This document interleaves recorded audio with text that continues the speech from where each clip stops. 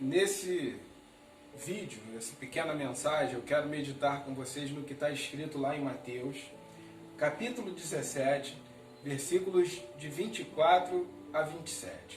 O texto bíblico diz assim: Tendo eles chegado a Cafarnaum, aproximaram-se de Pedro os que cobravam as didracmas e perguntaram: O vosso mestre não paga as didracmas? Ele disse: Sim. Ao entrar Pedro em casa, Jesus lhe antecipou perguntando: Que te parece, Simão? De quem cobram os reis da terra imposto ou tributo? Dos seus filhos ou dos alheios?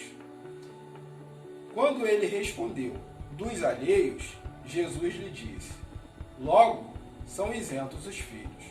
Mas, para que não os escandalizemos, vai ao mar, lança o anzol, tira o primeiro peixe que subir, e abrindo-lhe a boca encontrarás um estáter.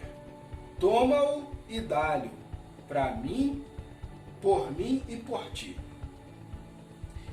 Esse texto ele apresenta para a gente algumas verdades que eu gostaria de compartilhar nesses breves minutos. A primeira verdade que nós encontramos nesse texto é a curiosidade sobre a idade dos seus seguidores, dos seus 12 seguidores, dos seus discípulos que depois se tornariam seus apóstolos. Era cobrado os impostos de quem tinha a idade muito nova. Os estudiosos concordam que era aos 21 anos de idade. Então, quando Jesus paga esse imposto, ele paga apenas por ele e por Pedro. Então, isso nos apresenta que o seu grupo de 12 era composta na maioria por pessoas jovens, provavelmente abaixo dos 21 anos. Isso quer dizer que aquilo que o apóstolo João fala na sua epístola, de que os jovens são escolhidos, é uma grande verdade. Os jovens é que devem movimentar o crescimento da igreja. E a jovialidade é mais um estado de espírito. Querer ser jovem é importante para o crescimento do reino de Deus. Então essa primeira verdade é a verdade que precisa fazer com que nós queiramos ter o espírito jovem para o crescimento do reino de Deus. Porque o jovem tem coragem, o jovem tem vontade. E a gente precisa disso para fazer o reino de Deus crescer. A segunda verdade que eu encontro nesse texto é que o mundo está olhando para o cristianismo. O mundo está olhando para nós, pronto a nos criticar. Pedro, quando é abordado pelos cobradores, ele não é abordado de forma tranquila, mansa, perguntando se Jesus poderia dar o imposto, se Jesus queria dar o imposto, mas foi em forma acusativa. É verdade que o seu mestre não paga as didracmas, ou seja, não dá o imposto, não dá a sua parcela de contribuição, de colaboração, e quando Pedro responde, não, ele dá sim, é verdade.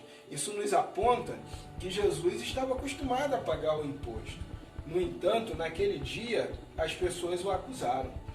O autor de Hebreus, no capítulo 12, diz que nós estamos rodeados por uma grande nuvem de testemunhas. Então nós precisamos deixar de lado todo o embaraço.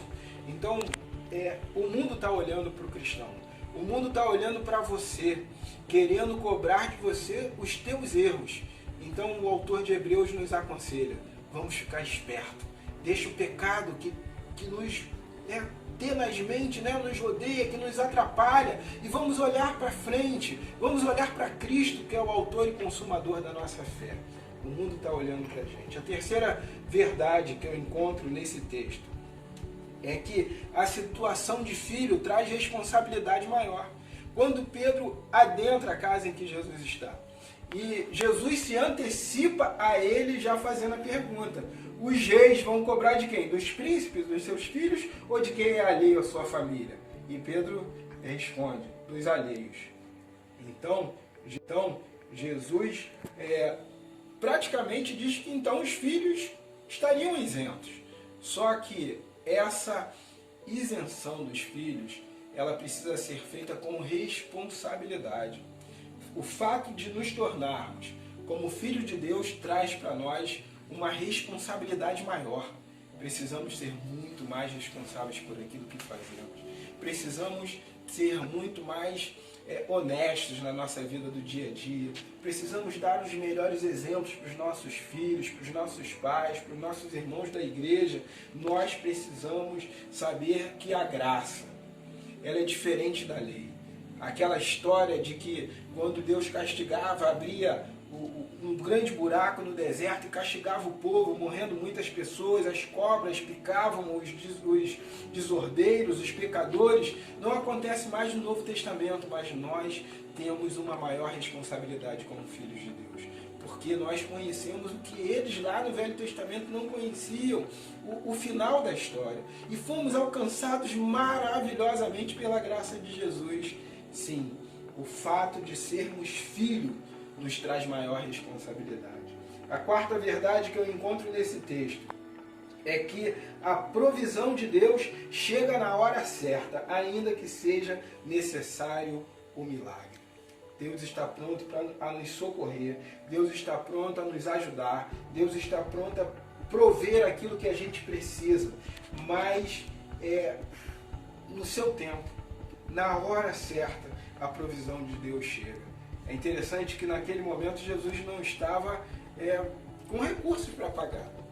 Então ele diz para Pedro, olha, vai ao mar, lança o anzol, e o peixe que sair, você vai encontrar uma moeda e você vai pagar o imposto por mim e por ti. Como eu já disse no início, pelos dois apenas, porque os dois eram os que deviam impostos, tinham idade para pagar impostos. Mas a provisão de Deus chega na hora certa e no momento certo. Às vezes pode parecer que na nossa vida tudo vai dar errado, os recursos estão faltando, a gente não vai ter dinheiro para pagar, a gente não vai ter dinheiro para cobrir as despesas, mas Deus é o nosso Deus provedor, mesmo que seja necessário o milagre.